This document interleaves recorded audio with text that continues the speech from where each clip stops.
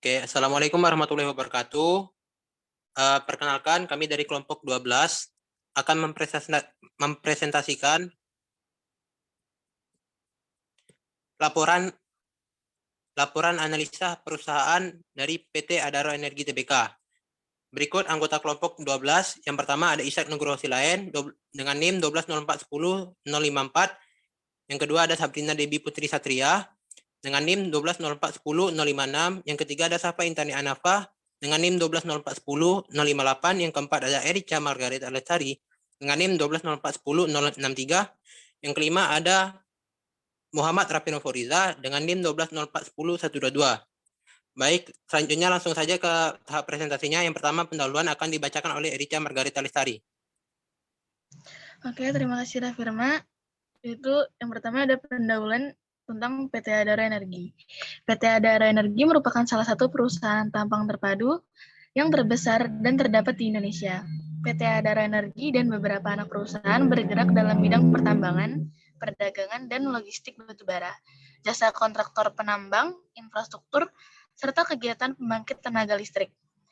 PT Adaro Energi secara komersial mulai beroperasi pada bulan Juli 2005. Operasi pertambangan batubara dari 3 tambang, yaitu Paringin, Tutupan, dan Wara di Kalimantan Selatan dan Kalimantan Tengah. Produksi batubara PT Adaro Energi memiliki kandungan polutan yang sangat rendah dan diperdagangkan dengan nama Envirocol. Produk tersebut sejak 1992 telah dikonsumsi oleh berbagai industri dan pembangkit listrik di dunia. Kegunaan dari Envirocol cukup beragam, terutama di negara yang menetapkan aturan lingkungan yang ketat. Kandungan polutan yang rendah menyebabkan produk Envirocol sering dicampur dengan batu bara yang berkadar abu dan sulfur yang lebih tinggi untuk efisiensi biaya.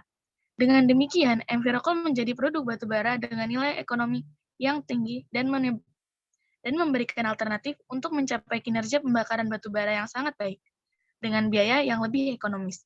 Hal tersebut menjadikan sebagai salah satu bahan bakar padat yang paling ramah lingkungan dan efisien. Sejarah PT Adaro Energi dimulai dari tahun 1970-an, di mana terjadinya guncangan minyak dunia. Hal tersebut berdampak pada revisi kebijakan energi pemerintah Indonesia, yang pada saat itu masih berfokus kepada gas dan minyak, dan mengikut sertakan batu bara menjadi bahan bakar alternatif untuk penggunaan di dalam negeri. Hal tersebut menyebabkan peningkatan fokus terhadap batu bara pada tahun 1976 diikuti dengan kebijakan Departemen Pertambangan untuk membagi Kalimantan Timur dan Selatan menjadi 8 blok batu bara dan membuka tender untuk blok-blok tersebut. Perusahaan pemerintah Spanyol yang bernama Enadimsa melakukan pemasangan tawaran untuk 8 blok di wilayah Tanjung, Kalimantan Selatan. Karena batu bara yang diketahui keberadaannya di daerah tersebut merupakan singkapan yang telah dipetakan sebelumnya oleh para ahli geologi Belanda pada tahun 1930-an. Dan dari pemotongan pada sumur minyak yang sebelumnya dibor oleh Pertamina pada tahun 1960-an. Tidak terdapat perusahaan lain yang juga memasang tawaran untuk 8 blok tersebut. Disebabkan pada waktu itu lokasi masih dianggap terlalu jauh di pedalaman dan memiliki kualitas batu bara yang kurang bagus. PT Adaro Energi memiliki visi yaitu menjadi grup perusahaan tambang dan energi Indonesia yang terkemuka. Selain itu, PT Adaro Energi juga memiliki misi sebagai berikut. Memuaskan kebutuhan pelanggan, mengembangkan karyawan, menjalin kemitraan dengan pemasok, mendukung pembangunan masyarakat dan negara, mengutamakan keselamatan dan kelestarian hutan, serta memaksimalkan nilai bagi pemegang saham. Kepemilikan saham PT Adaro Energi dipegang oleh investasi strategis perusahaan sebesar 49,91%.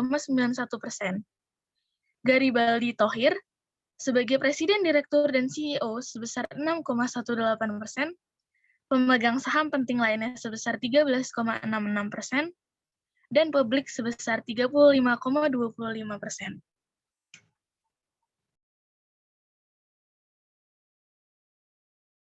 Oke, selanjutnya laporan keuangan yang akan dibacakan oleh Safa Intani. Pada Safa Intani dipersilakan. Laporan keuangan. Pertama, aset perusahaan. Pada bagian aset perusahaan, diketahui bahwa jumlah total aset pada tahun 2021 adalah 7.568.936 USD, mengalami kenaikan sebesar 1.205.370 USD atau sebesar 18,9% dari tahun sebelumnya, yaitu 6.381.566 USD. Selain itu, aset lancar juga mengalami kenaikan sebesar 1.106.265 USD atau 63,8% menjadi 2.838.132 USD. Dan aset tidak lancar mengalami kenaikan sebesar 2,13% menjadi 4.748.804 USD. Dari hasil peninjauan berikut merupakan hal yang baik karena aset lancar mengalami kenaikan. Untuk rasio keuangan atau return on asset ROA yang diperoleh dari laporan keuangan yaitu sebesar 0,135 pada tahun 2021. Sedangkan pada tahun 2020 diperoleh 0,0248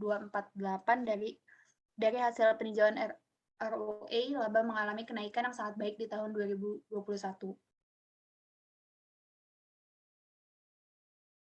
Selanjutnya, liabilitas perusahaan. Pada bagian liabilitas perusahaan, dapat dilihat bahwa total liabilitas jangka pendek pada tahun 2021 adalah sebesar 1.361.558 USD, mengalami kenaikan sebesar 216.635 USD, atau hampir 19% dari tahun sebelumnya, yaitu 1.144.923 USD. Selain itu, total liabilitas jangka panjangnya juga mengalami kenaikan dari 1.284.929 USD menjadi 1.767.063 USD, yaitu sebesar 482.134 USD atau 37,5% dari tahun sebelumnya. Maka total liabilitas pada tahun 2021 yaitu sebesar 3.128.621 USD mengalami kenaikan sebesar 698.769 USD atau 28,7% dari tahun sebelumnya, yaitu 2.429.852 USD. Hal tersebut dinilai tidak baik karena liabilitasnya yang meningkat.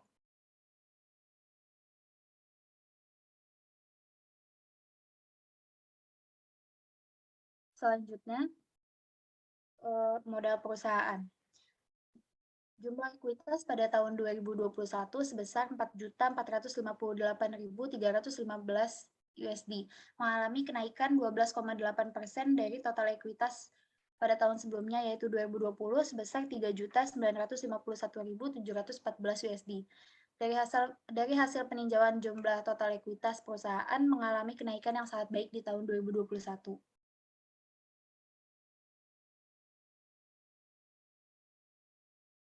Selanjutnya, analisa laba atau rugi. Pada bagian laba rugi, dapat terlihat bahwa laba pada tahun 2021 adalah sebesar 1.028.593 USD, mengalami peningkatan yang cukup tajam, yaitu sebesar 870.088 USD, atau lebih dari 5 kali lipat dari laba tahun sebelumnya, yaitu sebesar 158.505 USD.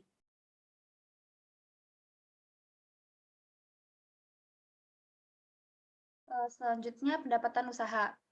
Jumlah pendapatan usaha pada tahun 2021 sebesar 3.992.718 USD, mengalami kenaikan sebesar 57,5% dari jumlah pendapatan sebelumnya pada tahun 2020, yaitu sebesar 2.534.842 USD.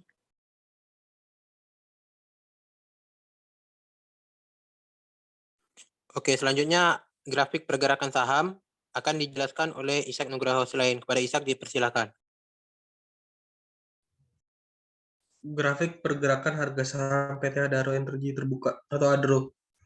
Pada tahun 2016 sampai 2018, ADRO mengalami kenaikan sebesar 51%. Hal ini menyebabkan tingginya price earning ratio yang mengawali downtrend yang dialami pada tahun 2018 sampai 2020. Hal ini juga diperparah oleh pandemi yang terjadi pada bulan Maret 2020. Kemudian pada tahun 2021 sampai 2022, harga batu bara melejit naik. Hal ini dapat kita lihat dari kenaikan keuntungan yang didapatkan sebesar 58% dari tahun sebelumnya, meskipun mengalami penurunan pada penjualan.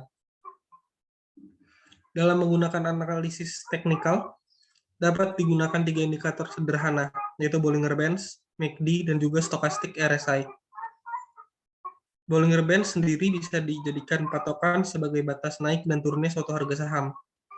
Hal ini dapat membantu dalam mengetahui apakah harga suatu saham sedang di bawah atau di atas. Yang kedua ada MACD, yang dapat kita lihat memiliki 2 buah garis berwarna merah dan biru. Warna merah mengindikasikan garis MACD untuk membantu kita mengetahui apakah suatu harga saham akan bullish ataupun bearish. Jika garis biru memotong garis merah ke atas, dapat disebut sebagai golden cross, yang mengindikasikan akan terjadi bullish pada harga saham tersebut. Sebaliknya, jika garis berwarna biru memotong garis berwarna merah ke arah bawah, dapat disebut sebagai death cross. Hal ini akan mengindikasikan bahwa harga saham tersebut akan mengalami penurunan atau bearish. Yang terakhir adalah Stochastic RSI. Indikator ini menyatakan jika suatu saham terlalu banyak dibeli atau overbought, atau terlalu banyak dijual atau oversold. Jika kedua garis berada di atas, maka terjadi situasi overbought. Dan ketika garis biru memotong garis merah ke arah bawah, maka akan terjadi penurunan pada harga saham, karena itu berarti saham tersebut sedang sering dijual. Sedangkan sebaliknya, jika kedua garis berada di bawah, maka terjadi situasi oversold.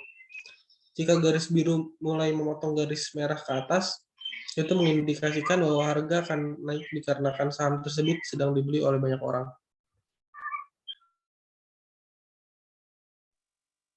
Oke, untuk selanjutnya analisis resiko akan dijelaskan oleh Sabrina Debbie. Kepada Sabrina dipersilakan. Selanjutnya ada analisis risiko. Analisis risiko memiliki beberapa tahap. Tahap yang pertama yaitu tahap identifikasi risiko. Berikut ini pada tabel 1 berisi identifikasi aktivitas. Kemudian tabel 2 berisi validasi dari identifikasi aktivitas pada tabel 1. Aktivitas pertama yang A ada plan atau perencanaan, memuaskan kebutuhan pelanggan. Identifikasi risikonya, review kontrak tidak dilaksanakan dengan baik, memiliki potensi untuk terjadi. Isi kontrak order di luar kemampuan perusahaan, berpotensi terjadi. Mengembangkan karyawan. Karyawan tidak mampu mengikuti standar pengembangan yang ada di perusahaan, berpotensi terjadi. Biaya yang dikeluarkan perusahaan untuk training karyawan sia-sia, berpotensi terjadi. Menjalin kemitraan dengan pemasok. Kurangnya komunikasi atau terjadi miskom, berpotensi terjadi. Harga yang ditetapkan oleh pemasok tidak sesuai dengan kemampuan perusahaan, berpotensi terjadi. Kemudian ada mendukung pembangunan masyarakat dan negara. Adanya kasus korupsi, berpotensi terjadi. Kemudian ada mengutamakan keselamatan dan kelestarian lingkungan. Terjadinya kecelakaan atau human error, berpotensi terjadi. Pengeluaran perusahaan lebih banyak dibandingkan dengan pemasukan, sudah pernah terjadi. Memaksimalkan nilai bagi pemegang saham. Dividen tidak dapat dibayarkan oleh perusahaan karena keuangan perusahaan yang sulit, sudah pernah terjadi. Fluktuasi harga batubara yang diperdagangkan di pasar batubara dunia, sudah pernah terjadi. Kemudian ada source atau sumber daya. Aset penambangan batubara di Indonesia dan Australia. Resikonya ketidaksesuaian jumlah batubara yang datang dengan yang dipesan, berpotensi terjadi. Kualitas batubara tidak sesuai dengan yang dipesan, berpotensi terjadi. Cadangan meliputi batubara termal dan batubara kokas. Resikonya cadangan terus berkurang seiring waktu, berpotensi terjadi. Kemudian ada make atau proses produksi. Penambangan terbuka. Risikonya menyebabkan kerusakan pada lingkungan. Berpotensi terjadi. Proses permukaan batubara. Risikonya terjadi keterlambatan pada proses permukaan batubara. Berpotensi terjadi. Terjadi kesalahan pada proses permukaan batubara. Berpotensi terjadi. Kemudian ada D, delivery, pengiriman produk. Pengiriman produk atau barang ke customer. Risikonya terjadi keterlambatan pada proses pengiriman batubara. Berpotensi terjadi. Melanggar peraturan kepabean atau cukai atau jembatan timbangan pada saat pengiriman batubara. Berpotensi terjadi. Kemudian tahap kedua, tahap analisis risiko. Di sini ada tingkatannya atau level sangat rendah, rendah, sedang, tinggi, dan sangat tinggi. Kemudian ada dampak atau efek kerugian jika resiko tersebut terjadi, atau di sini sebutnya consequence. Levelnya sangat kecil, kecil, sedang, besar. Kemungkinan terjadi resiko atau frekuensi terjadi resiko. Disebut juga likelihood. Levelnya sangat rendah, rendah, sedang, tinggi, dan sangat tinggi. Kemudian ada dampak atau efek kerugian jika risiko tersebut terjadi, consequence, besar sekali. Kemudian di sini ada perhitungan risk potential number untuk menghitung tingkat risiko yang dilakukan dengan cara mengalihkan likelihood dan consequence. Di sini ada beberapa warna, merah, oranye, kuning, dan hijau. Merah berarti risikonya sangat besar, moderate, sedang, hijau dan kuning rendah. Kemudian yang ketiga ada tahap evaluasi risiko. Pada tahap ini ditentukan prioritas risiko berdasarkan analisis risiko dan peta risiko. Ditemukan satu risiko yang masuk ke dalam kategori besar sekali atau katastrofik, yaitu A10. Dividen tidak dapat dibayarkan oleh perusahaan karena keuangan perusahaan yang sulit. Risiko ini sudah pernah terjadi sebelumnya dan dapat menyebabkan perusahaan merugi secara finansial dalam skala yang besar. Terdapat pula risiko yang masuk ke dalam kategori sedang atau moderate, yaitu A1, review kontrak tidak dilaksanakan dengan baik, A7 adanya kasus korupsi, A9 pengeluaran perusahaan lebih banyak dibandingkan dengan pemasukan, A11 fluktuasi harga batubara yang diperdagangkan di pasar batubara dunia, dan C1 kerusakan lingkungan. Sebagian besar risiko yang termasuk ke dalam kategori moderate belum pernah terjadi sebelumnya. Prioritas dan risiko yang harus diatasi yaitu risiko katastrofik, kemudian risiko moderate. Untuk risiko dengan kategori low dapat diterima dan ditangani secara internal. Selanjutnya, saya akan membacakan bagian kesimpulan. Dari hasil analisa laporan keuangan PT Adara Energi tahun 2021, dapat disimpulkan beberapa hal. Salah satu hal yang dapat dinilai baik ialah yang pertama, aset lancar perusahaan meningkat sebesar 63,8%, serta aset tidak lancar mengalami kenaikan sebesar 2,13%. Yang kedua, total ekuitas mengalami kenaikan 12,8% dari total ekuitas pada tahun 2020. Yang ketiga, jumlah pendapatan usaha mengalami kenaikan sebesar 57,5% dari jumlah pendapatan sebelumnya pada tahun 2020. Yang keempat, terjadi peningkatan laba 5 kali lipat dari tahun sebelumnya, yaitu tahun 2020. Kemudian ada hal yang dapat dinilai buruk, ialah total liabilitas mengalami kenaikan sebesar 28,7% dari tahun sebelumnya, yaitu tahun 2020. Kemudian kami ada beberapa rekomendasi yang dapat diberikan berdasarkan penilaian laporan keuangan tersebut. Yang pertama, perusahaan memiliki aset lancar dan tidak lancar yang jauh meningkat dari tahun sebelumnya, sehingga ke depannya perusahaan memiliki ekonomi yang sangat baik. Jadi, jika ingin membeli saham di perusahaan ini, kami sangat menyarankannya. Kemudian yang kedua, jika taraf pajak mengalami penurunan, maka investor dapat membeli saham atau obligasi yang dimiliki oleh perusahaan ini. Yang ketiga, jika harga minyak dan gas mengalami peningkatan, maka disarankan untuk berinvestasi di perusahaan ini. Karena dalam sektor bahan bakar, jika harga minyak dan gas mengalami peningkatan, maka batu bara menjadi pilihan alternatif yang sangat ekonomis dan permintaan pasaran pun akan sangat-sangat meningkat. Yang keempat, jika suku bunga bank mengalami penurunan, maka investor dapat berinvestasi di dalam saham ini. Karena nantinya penurunan bunga bank akan mempengaruhi utang bank beserta bunganya. Jika semakin menurun, berarti perusahaan dapat memperoleh dana tambahan untuk menghasilkan keuntungan yang lebih nantinya, baik untuk mengekspansi perusahaan atau tindakan lainnya. Mungkin cukup sekian presentasi dari kelompok kami. Apabila ada kesalahan, kami mohon maaf. Wassalamualaikum warahmatullahi wabarakatuh.